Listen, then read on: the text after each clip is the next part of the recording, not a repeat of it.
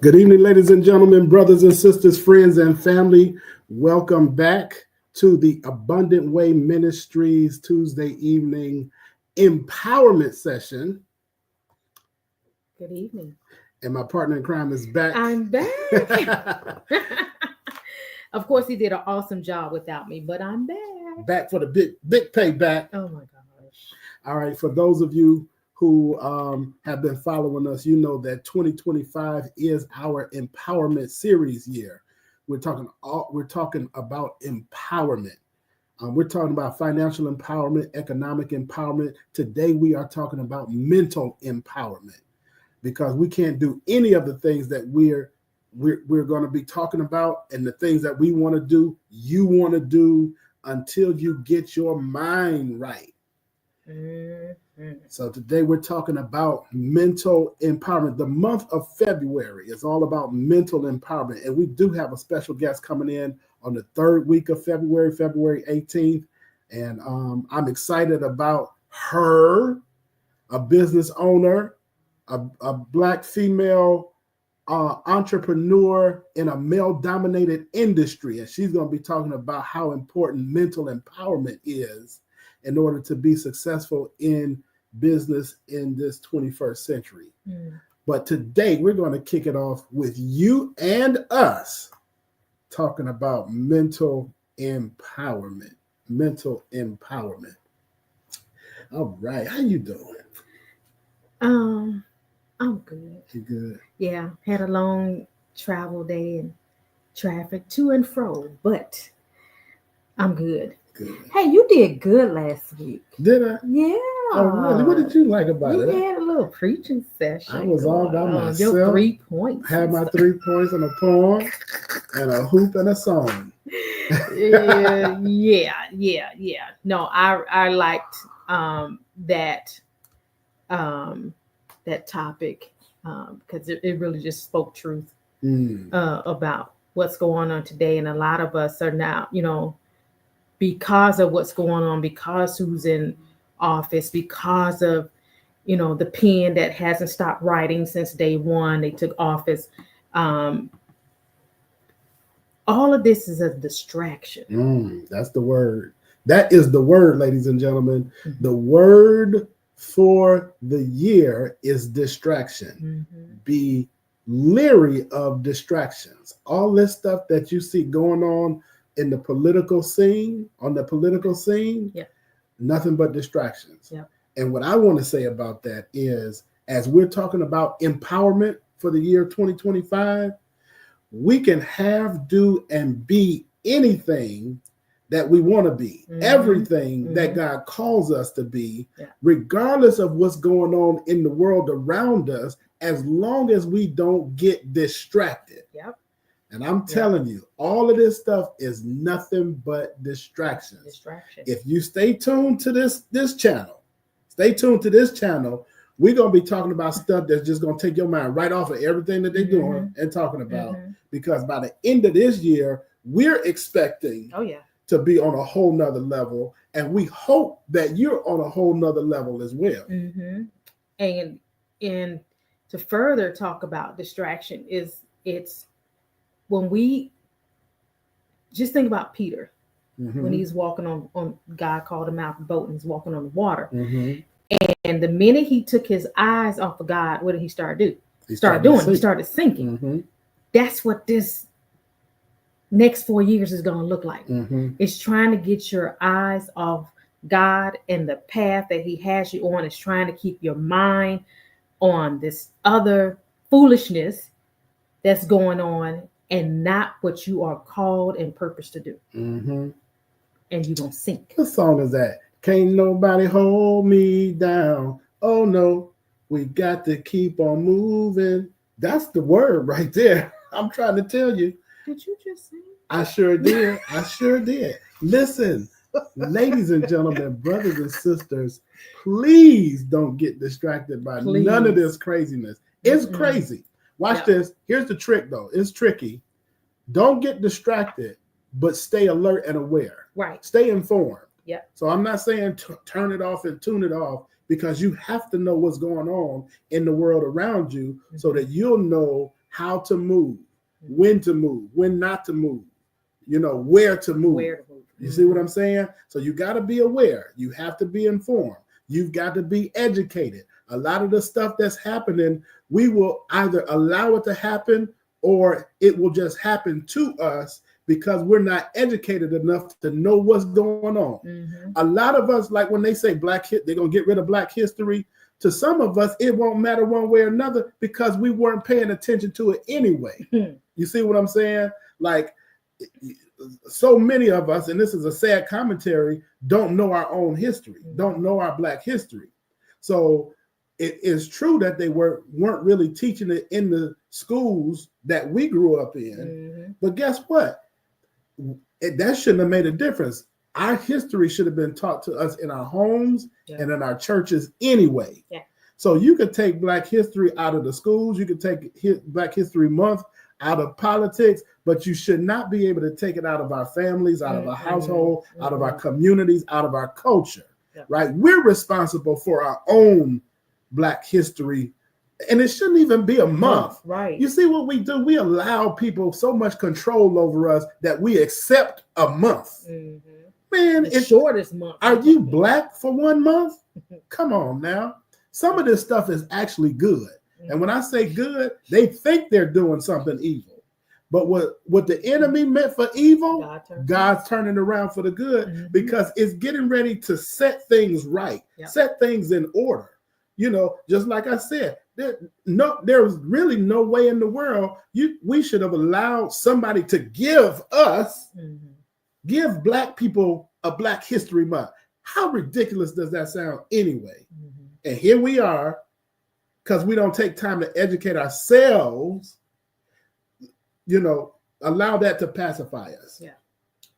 Yeah. We allow, listen, DEI, they came out with that after the George Floyd murder incident to pacify us. The man still died I can't even say at the hands or the foot, at the knee of a white police officer, a police officer who's supposed to protect and serve, right? And so, and so, to avoid having another Rodney King riot incident, they pacified us with DEI. And guess what we did? Oh, okay. We had demonstrations and what did they call it? I call it nonviolent demonstrations or whatever. There was some violence, a little bit, but the two things. Black Lives Matter movement. There's only two things that really stopped Black America, and it wasn't really just Black people that were upset this time from just turning the place upside down. Number one, they did convict the guy, right? Different than what happened in the Rodney King verdict. All those guys got off scot-free. And then number two, they pacified us with this thing called DEI. And now watch this. Donald Trump and his administration is now reversing that. But guess what? We're responsible for our own diversity, equity, and inclusion. You see what I'm saying? We don't have to wait for somebody to give us something. We ain't babies. We're not children, not slaves. Those are characteristics that we should embody every single day of our life. And here's what I'm saying, and this is why I'm saying some of this stuff that comes off as bad is going to actually be a good thing for us, because now the Black church, watch this. I'm about to really mess you up. Has to be responsible for diversity, equity, and inclusion.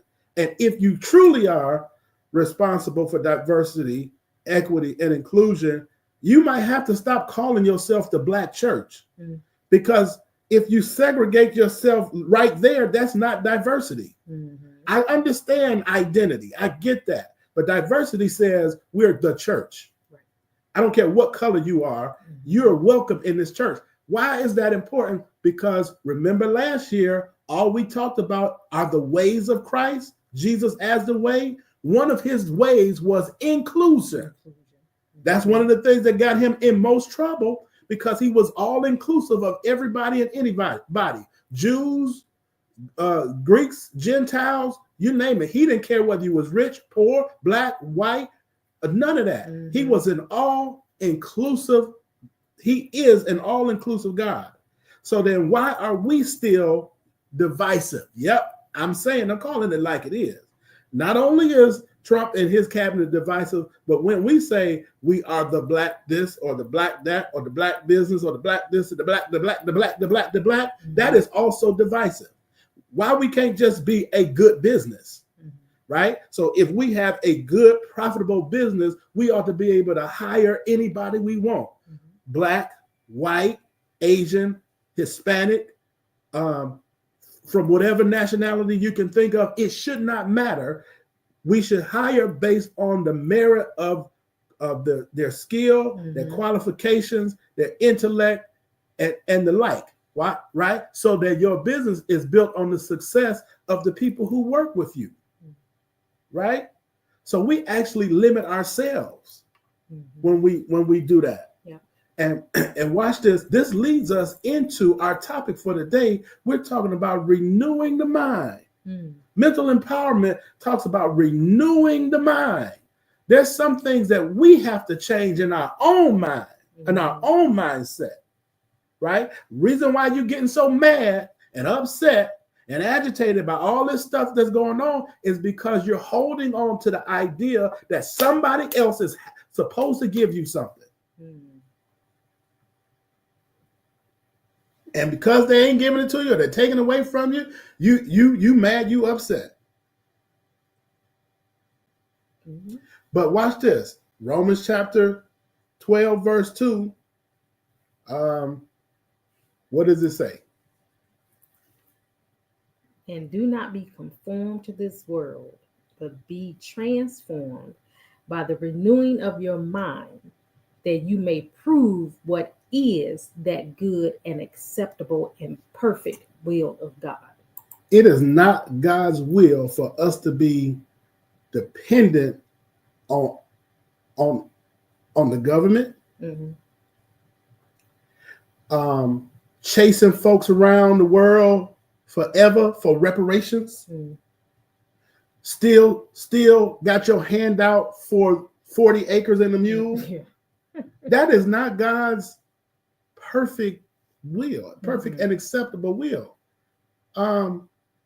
So we have to not be conformed to this world, because what happens is when we see one group of people get mad, then we get mad. Mm-hmm.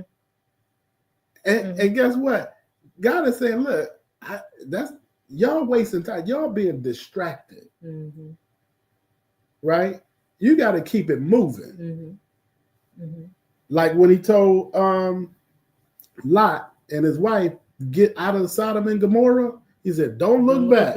Mm-hmm. If you look back, you're going to turn into a pillar of salt. Yep. Some of us are still fighting battles from 100 years ago. And we got to move forward. Mm-hmm. We got to move forward. So do not be conformed to this world. Be ye not conformed to this world, but be ye transformed by the renewing of your mind, that you may prove what is that good and acceptable and perfect will of God. That's what we're talking about today. Mm-hmm. Mental empowerment, renewing the mind. Don't get me upset today. Don't get me all mad. Oh gosh. Now, okay, y'all, I'm about to get off my soapbox. Yeah. Okay. So that we can help the people. Right. And help ourselves too. Right. Why is mental empowerment so important for where we're trying to go in life? Ooh, I think I might be getting ahead of myself, but I'm gonna leave it right there. That question: why is mental empowerment and the renewing of the mind transformation? Why is that empowerment for where we're trying to go? Mm-hmm. Yeah, people or just let's talk about us. Okay. It's really for everybody. Okay. I want y'all to answer that question for yourselves. But listen, let's talk. Because we're trying to go somewhere. Yeah, we trying to go somewhere, trying to do some things. And I mean, this is the greatest tool right here.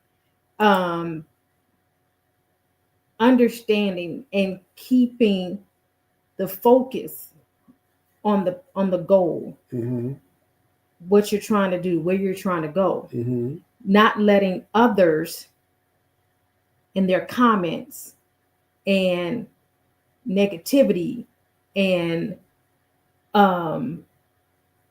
distractions get up here, because again, it's going to take you out of the way that you should be going. Right. It's going to take you off the path. Right.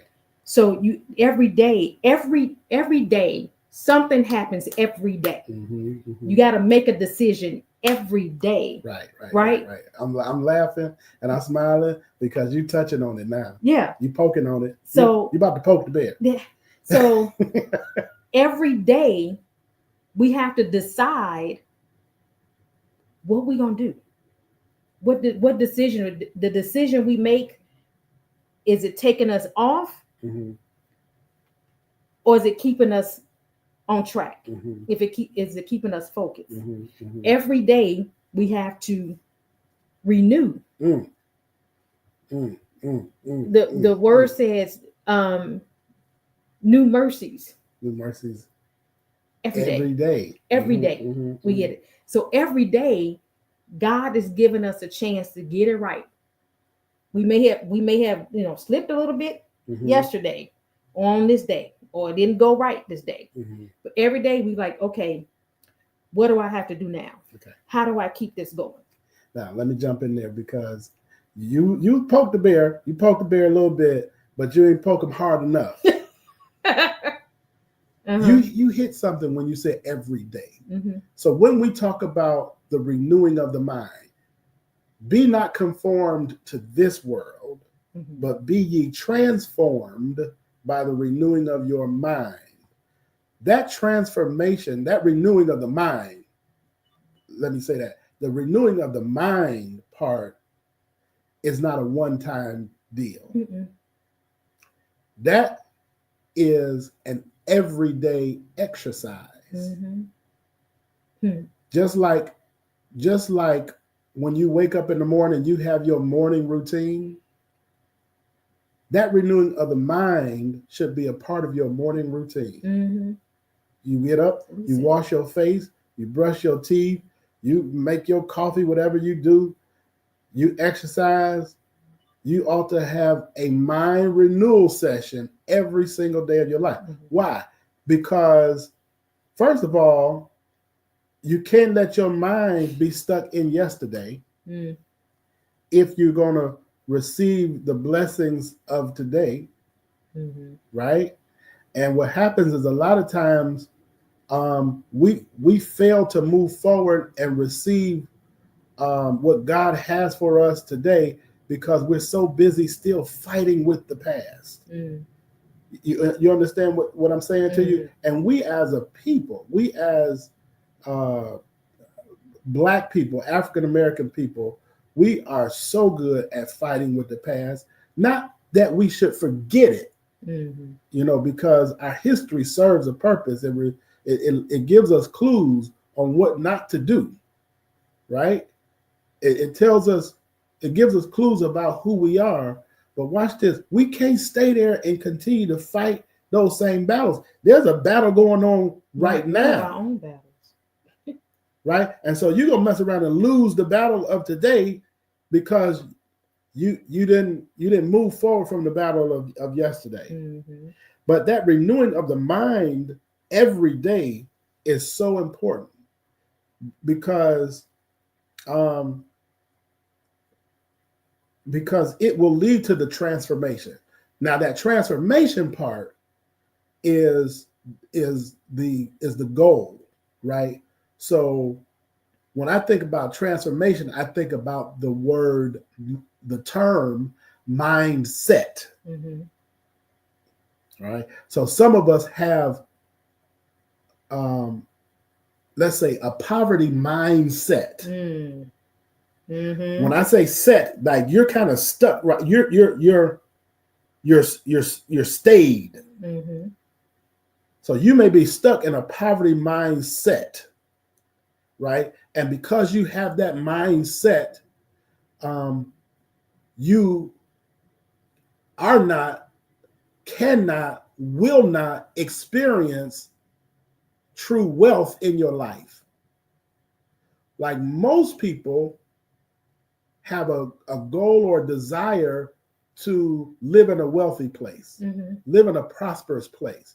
And when I'm talking about wealth and prosperity, please, please let me be clear. I'm not simply talking about money and finances. Mm-hmm.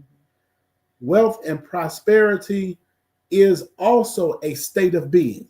Mm-hmm. And we want to live in a wealthy and prosperous state of being. It's like a location, like a spiritual location called wealth and prosperity.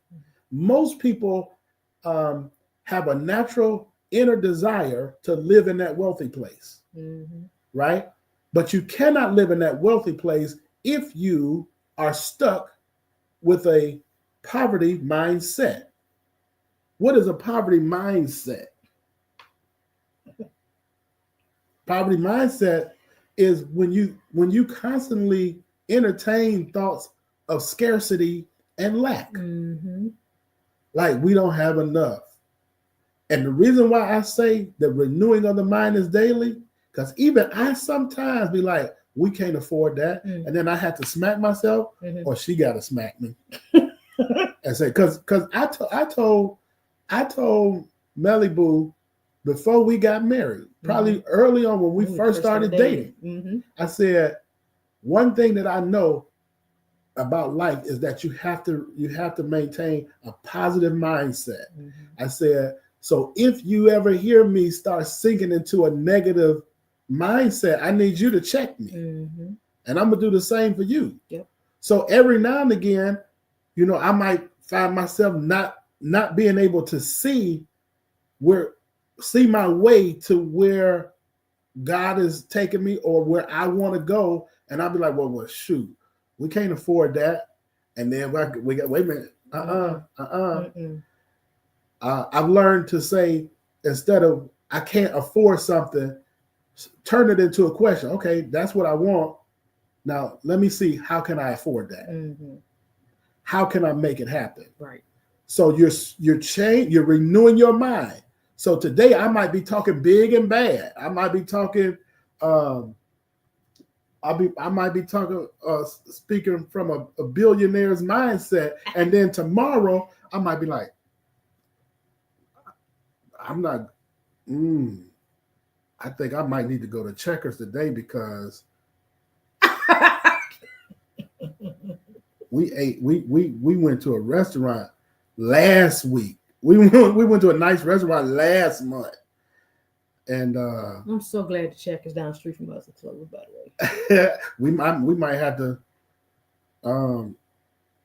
just stick with them sardines this month because we doing too much. Oh my gosh. We got this trip coming up. So we can't spend nothing else. We can't buy nothing else. We can't do nothing. We got to sit there with our hands folded, our arms crossed until after this trip, because we got this trip coming up. That's a poverty mindset. How about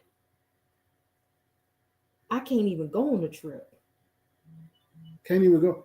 I'm not even going to try to go on this trip. Try. I'm not even going to look it up. Nope. Not even going to research it. Nope. The other part to that mindset is what you've come comfortable with. It's what you become, what you've seen, and what you've seen, and in your environment, you think that's it.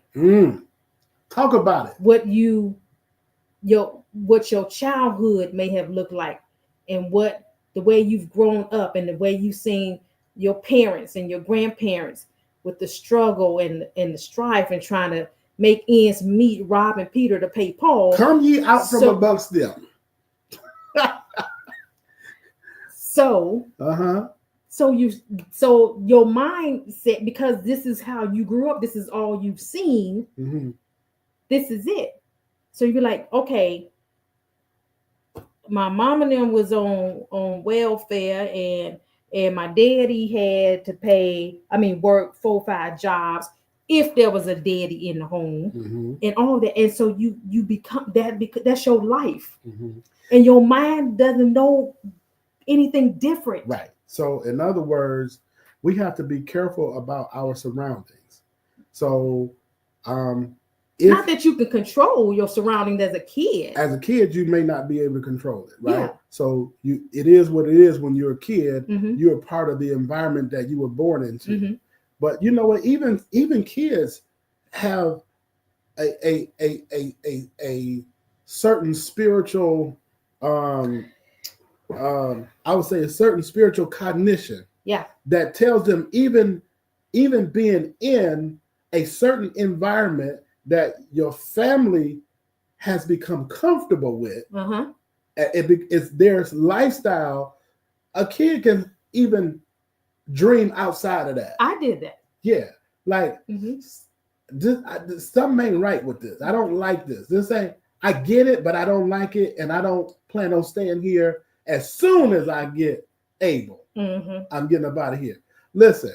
And that don't mean divorce yourself from your whole family, but you do have to separate yourself from the mindset. That's it. You feel what I'm saying? So when I say come from amongst them, that don't mean you got to cut your whole family off and never talk to them again. As some of us do. We just turn. We got people that's good at just shutting folks off. That's another sign of a person who's not really comfortable with themselves, who you know what I'm saying? You ought to be so comfortable with yourself. That's part of the thing I want to talk about too, knowing who you are, right? That you can be in mixed company and still maintain your character, your values, your dreams, your goals, your aspirations, and not brag about them amongst the people who are not mentally where you are yet.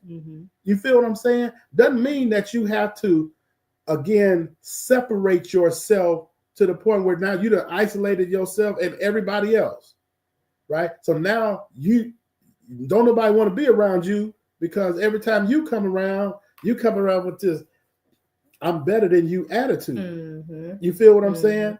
When we say come from amongst them, it doesn't mean that, but get your mind out of that gutter. Right? You don't have to let your mind stay in the same place that in the same neighborhood as where you grew up. Right. My goodness. Right. Again, a good part of that is knowing who you are. A big part of mental empowerment is first knowing who you are. I literally just said that. Who you say that today at work? I was having a conversation, and I was like, knowing who you are and whose you are controls or helps keep you from being pulled out of character. It helps you being pulled into that realm of being so concerned about who talks to you, who don't talk to you, who likes you, who don't like you. Why do you care? Right. Knowing who you are and whose you are Right. That's all that matters. Because if you don't have a good sense of self, No. then you can be tossed and driven with the wind. Every time somebody say something, Yep. you done fell over about that. Yep. Somebody else says something different, you done fell over about that. You really have no true footing or foundation or ground to stand on for yourself. You got to know who it is you are, so that no matter what people say, because guess what? When you do finally experience that mind transformation and you start elevating in life, people are going to talk about you. When you start succeeding in life and winning at life and prospering in life while other people are not, you're gonna be the butt of their conversation. Oh yeah. Right? And you cannot be swayed by what people say about you and your success. Right? So you got to know who you are and whose you are. Man, let me do this. Was there anything else you want to say about that? Nope. Okay. I was on the internet. I'm admitting it. You was on the internet. I was on YouTube. On YouTube. And I was looking up ideas about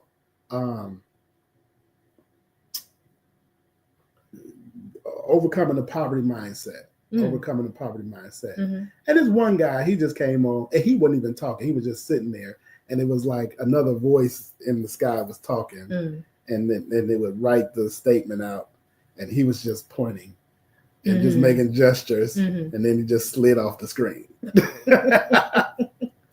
And the thing was something like, and I don't remember it verbatim, but the thing was something like eight ways to overcome the poverty mindset.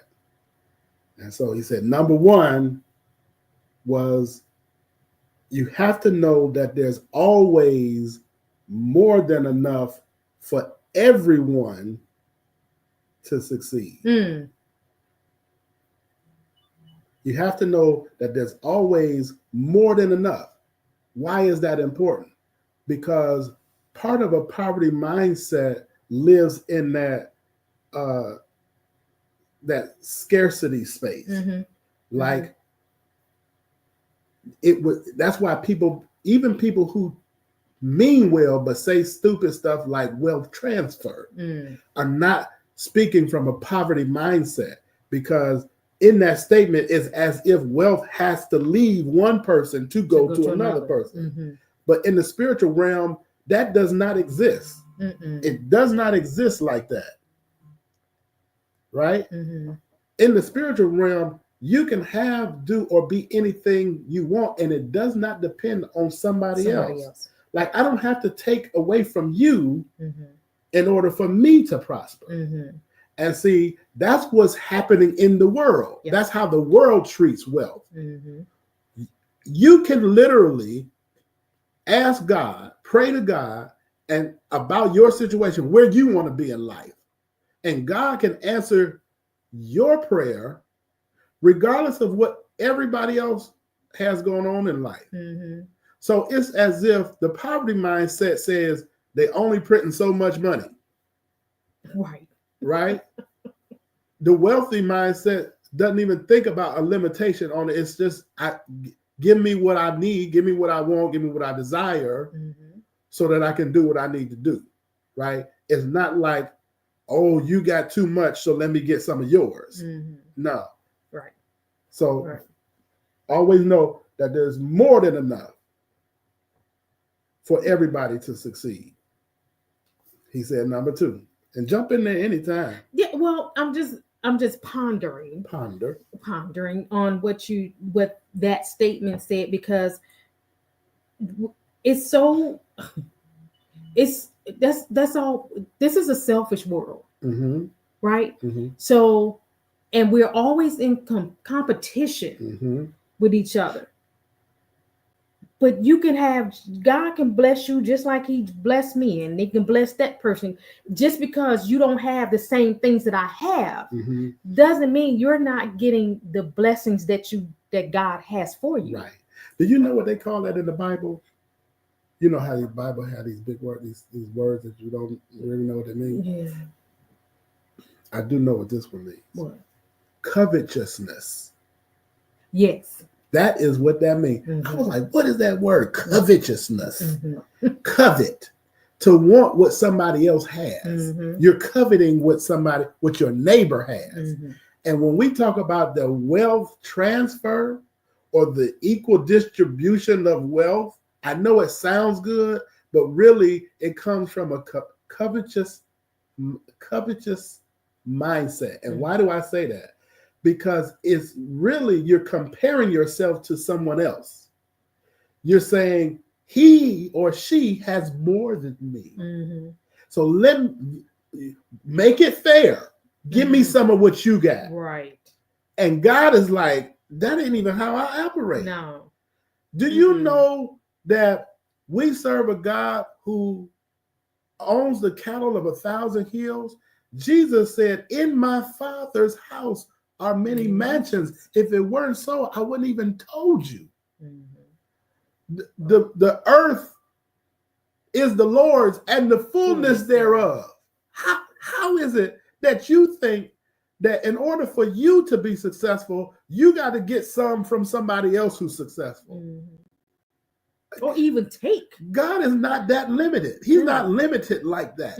You feel what I'm saying? So when we say, and I get it, those terminologies, those terms and statements have come out with good intention.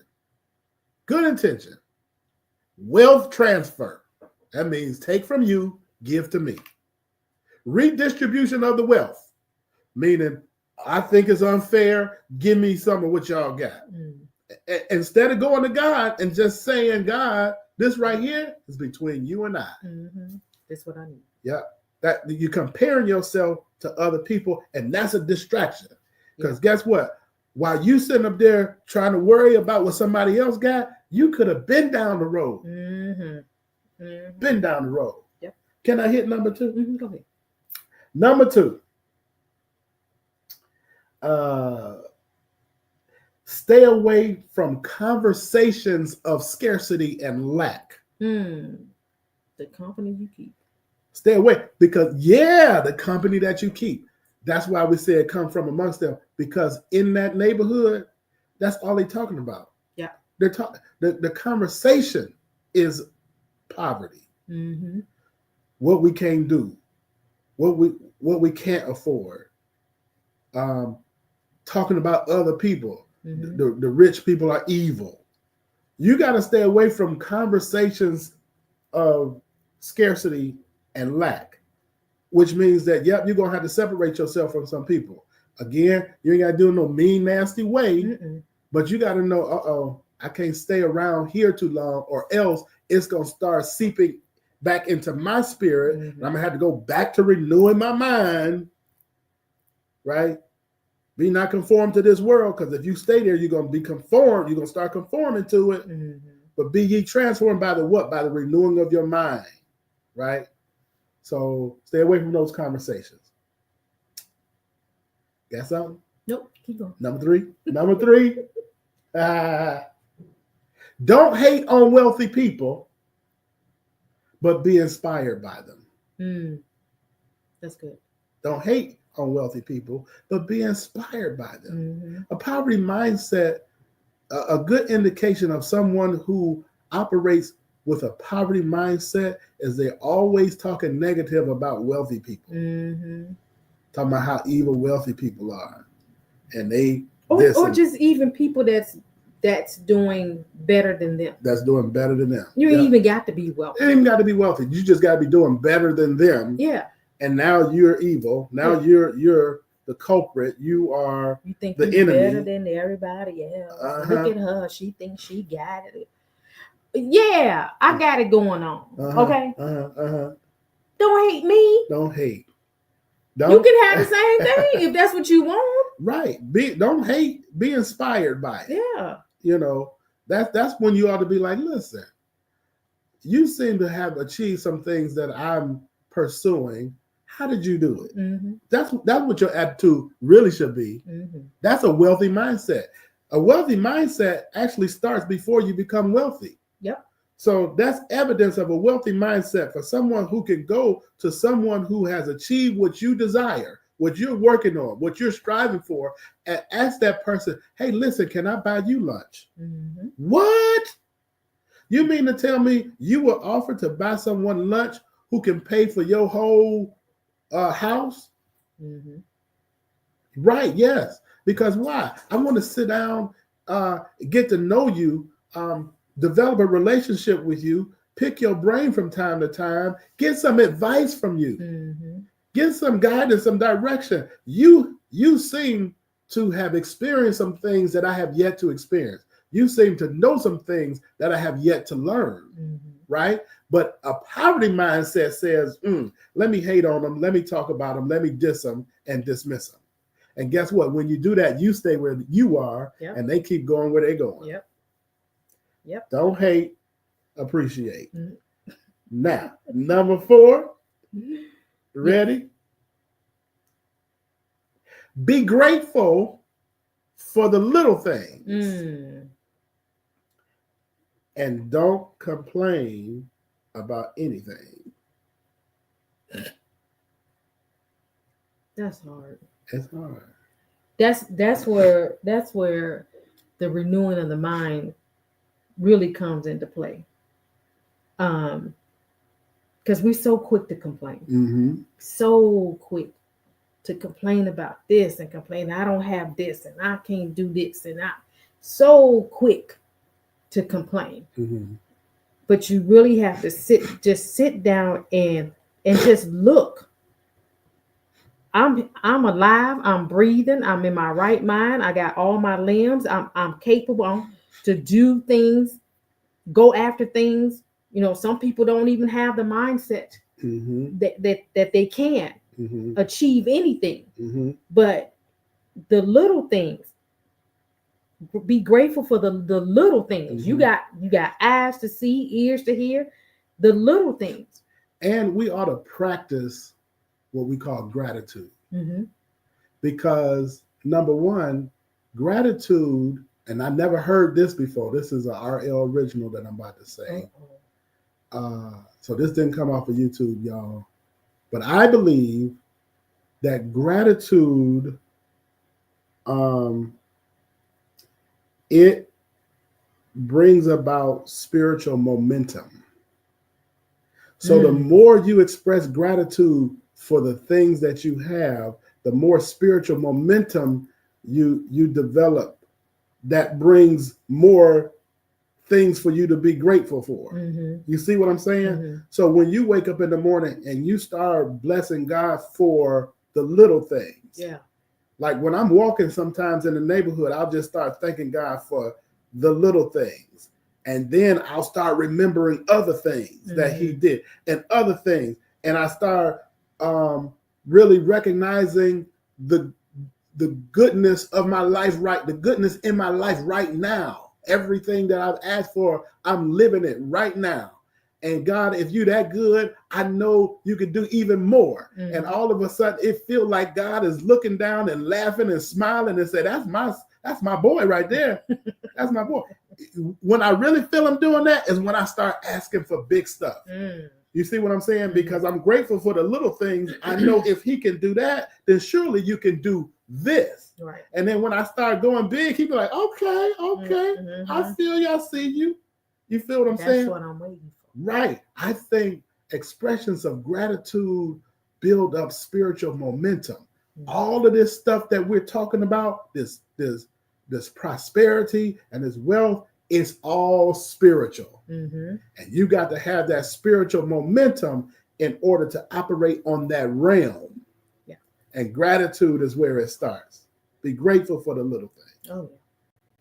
Grateful for the little things. Another one? Oh, you got some? Another one? Number 5. Ooh. Here's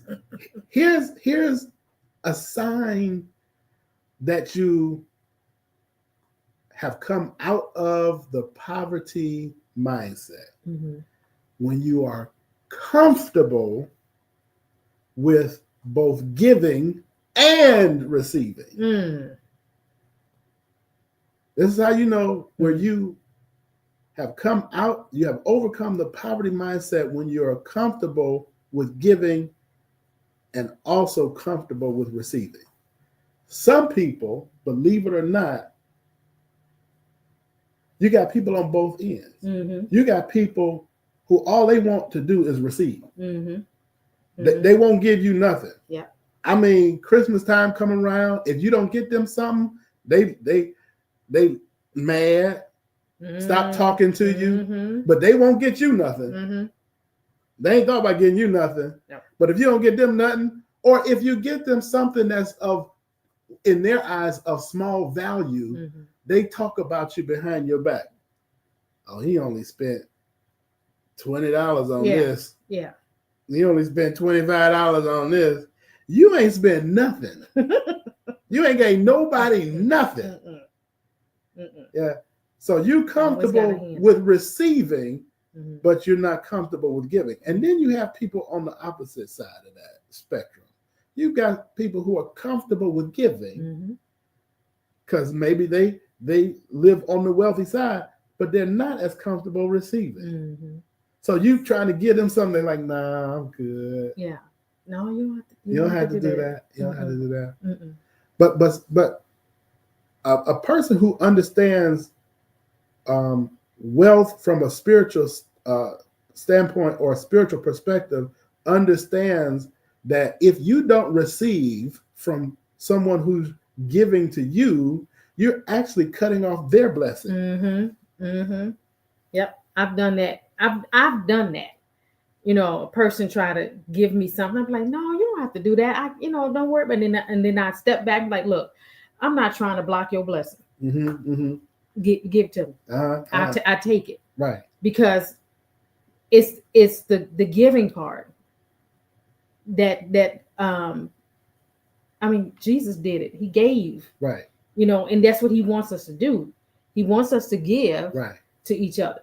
So the more you give, the more you receive. The more you receive. So the Bible says, give and it shall be given unto you, good measure, pressed down, shaken together, and running over, will men give unto your bosom.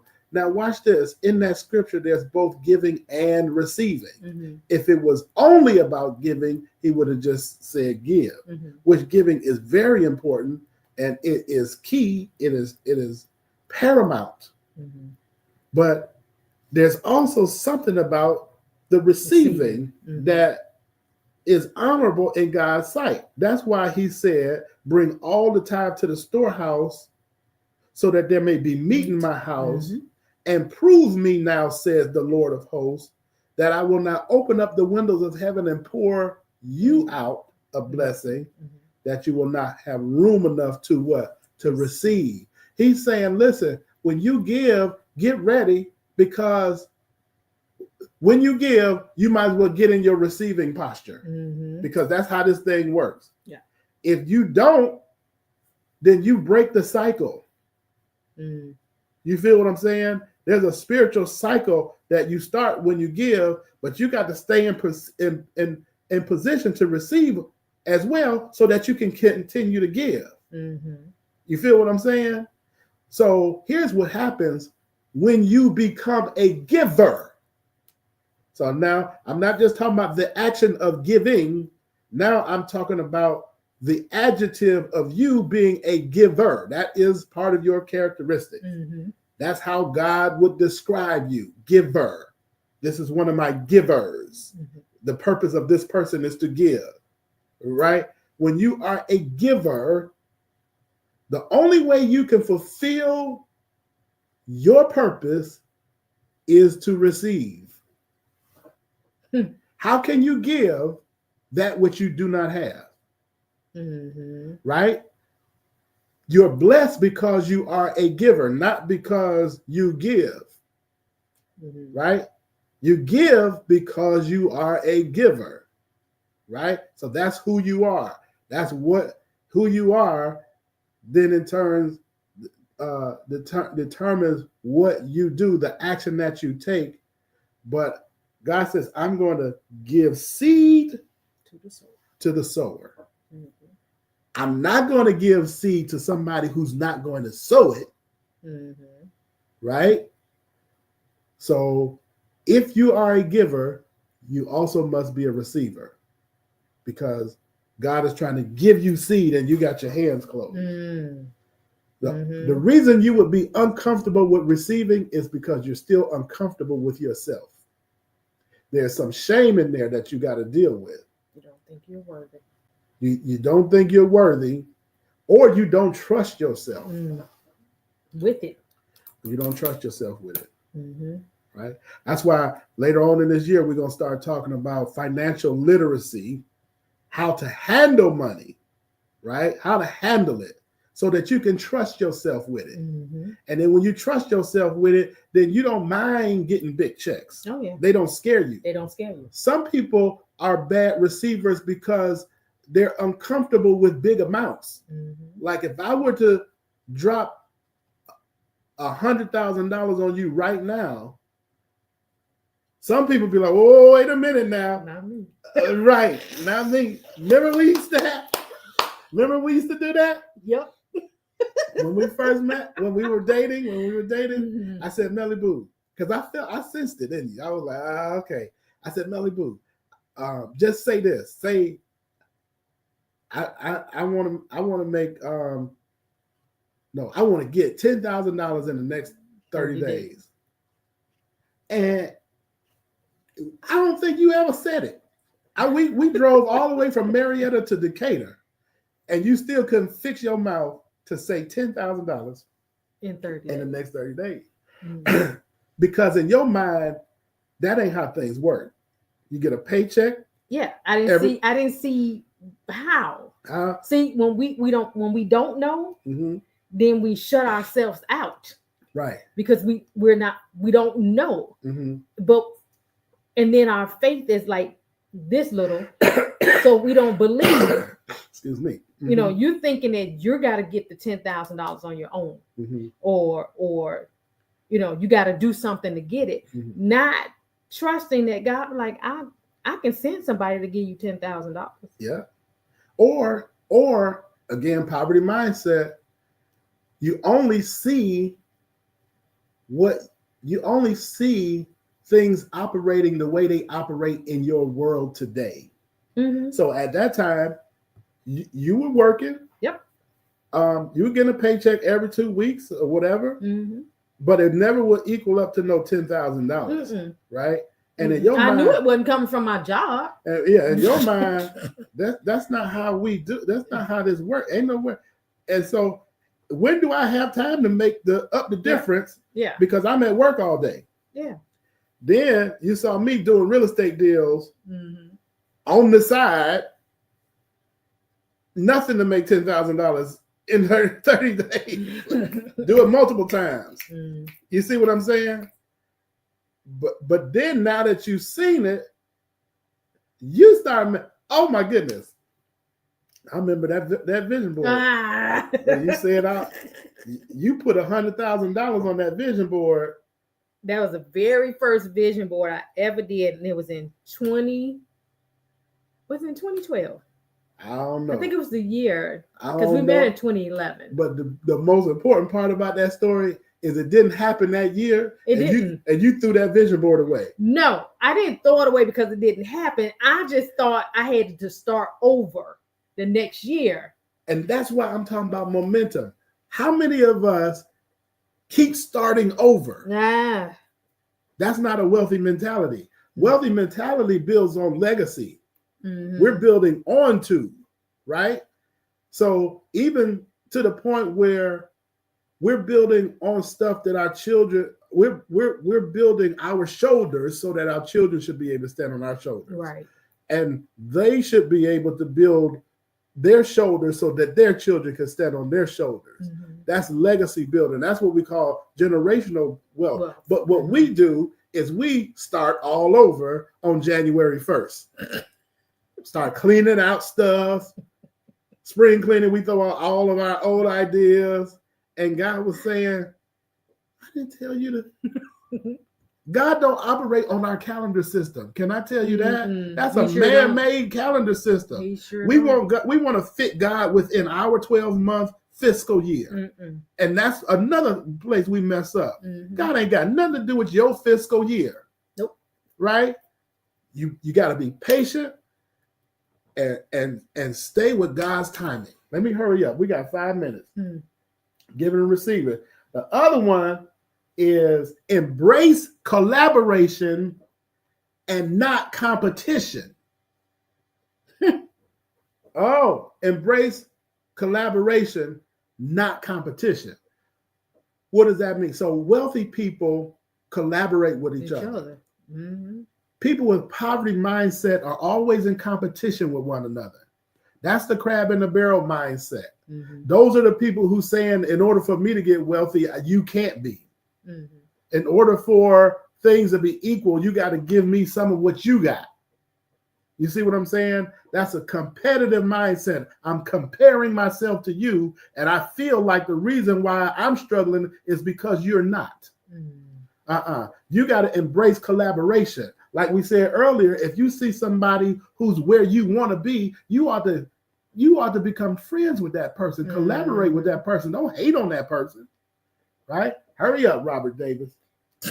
Number 7, let go of limiting beliefs about money. And that's what we've been talking about the whole time. Yeah. Limiting beliefs about money. Your belief about money is the only way you can have some is if somebody else doesn't.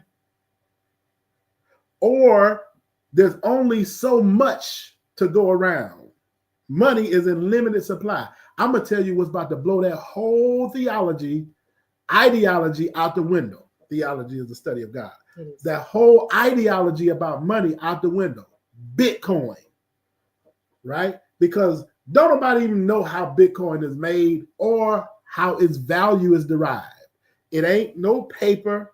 It ain't based on no gold standard. You can't hold it in your hand. You can't put it under your mattress. You can't store it in your coffers. You can't stick it in the bank.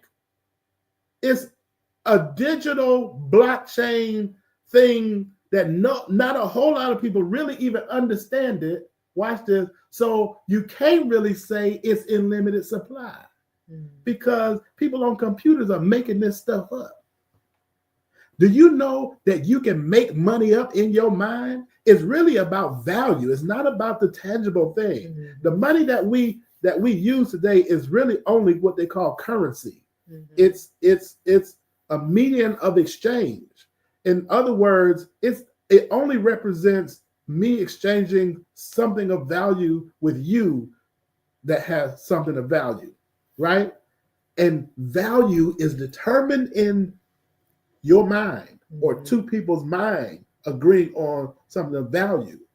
So wealthy people become wealthy based on their idea of value. I heard, what's his name? Master P.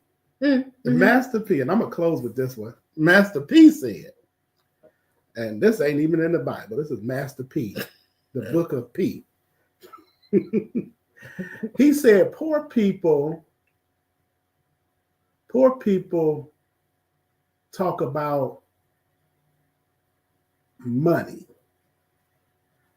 like how I'm going to pay these bills, or money like all I have is so much, or this, He said, wealthy people, and I'm gonna say, I'm gonna insert this. Wealthy and middle class people talk about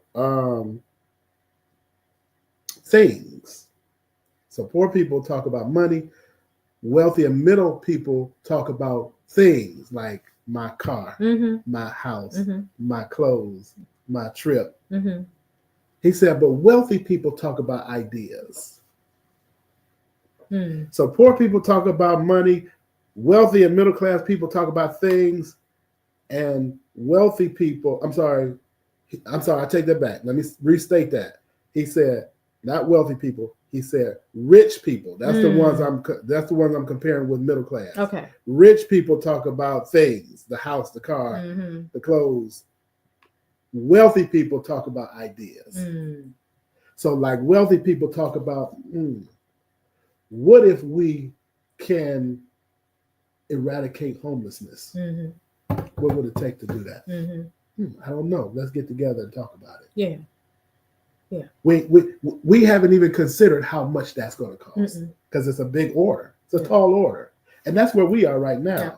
I mean, if you could see our whiteboard for the Abundant Way Ministries, the problem that we have set out to solve is homelessness. That's the field of labor that we're operating in. And when I started thinking about it, I said, this is a huge problem. Ain't no way in the world the two of us can solve that problem, right? But guess what? We're collaborating with other organizations. Yep. And even if we don't solve the problem for the whole world all at once, we are rolling up our sleeves together and we're working on it with other people who share the same idea, right? Yep. We have ideas about how to address this problem. That's a wealthy mindset. With no money, we have committed to addressing a problem that would, if we can address it, it's going to benefit other people. And that's the word. Okay. No, go ahead. No. That's the word. That's that.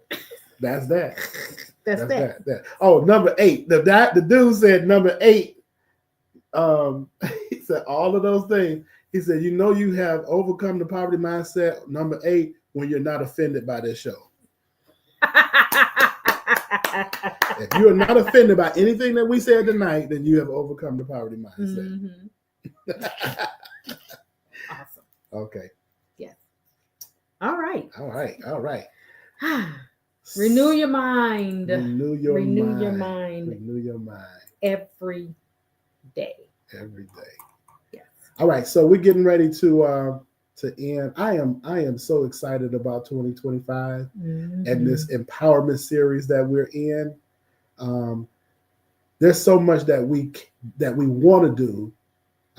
Right now, again, it's still just the two of us. We are starting to collaborate. I do want to share with you guys this, that last week, I think it was Thursday, we were invited to speak at PCCIs.